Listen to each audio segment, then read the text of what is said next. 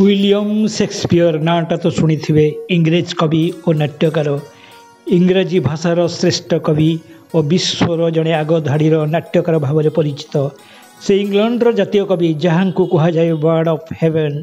आज शेक्सपियर किसी मूल्यवान मंतव्य को शुणा। समस्त को भल पातु किंतु कम लोकों भरोसा करंतु। भल पाइबा हेला असंख्य उष्ण दीर्घश्वासर समन्वय सृष्टि धूआं। सत सतिका भल पाइबार रास्ता केबे सड़क नुहे मसृण नुहे। यही पृथ्वी रे भल बा मंद किछि नाही, केवल मनीषर चिंता और भावना सेमिति धारणा सृष्टि करिछि। आम भाग्य को आम पाखे रखिबा पई ग्रह नक्षत्र कौन सी भूमिका नहीं, आम निजर भूमिका रही। आमे एमिति जहाँ स्वप्न सृष्टि होती एवं आम मानकर छोट जीवन गोटे निदर चारि पाखरे वृत्ताकार प्रदक्षिण करुछि। प्रत्याशा हेउछि सबु हृदय जंत्रणार मूल उत्स।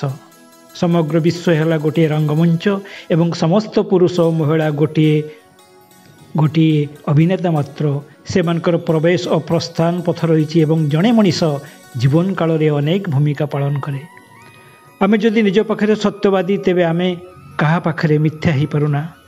जड़े महिला जेते बेसी सुंदरी हेबो से सत सतिका भल पाइबार संभावना खूब कम हेबो, कारण पुरुष माने ताकू तार सौंदर्य पाई पसंद करती, चरित्र पाई नुह। आ सौंदर्य है क्षणस्थायी। आम देह होची आम बगीचा और आमर इच्छा होची बगीचार माली। ना रे बा जाए आसे कौन, आमे गोलाप को जो नाम डाकिले भी तार सुगंध मधुमय हेबो। आमे कौन आमे जानू, किंतु आमे कौन हो पारिबु ताहा आमे जानूना। केबे भी चंद्रर राण दिंतु नहीं, कारण चंद्र धारावाहिक भाव में बदले। आपण को भल पाइबा कौन बदली जाई पारे। मृत्यु पूर्व जे बारंबार मरे से सुपुरुष नुह का पुरुष।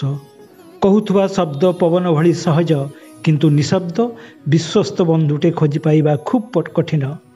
अनेकंक कथा शुणु, किंतु मात्र कई जनक सह कथा हुंतु।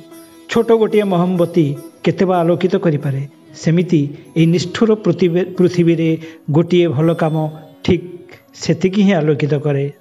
कहापाई भल पाइबा बर्बाद करंतु नहीं, जी आपण को भल पाइबार मूल्य बुझेना। जी भल पाइबा प्रकाश करि पारे ना, से केबे भी भल पाइबा जाने ना।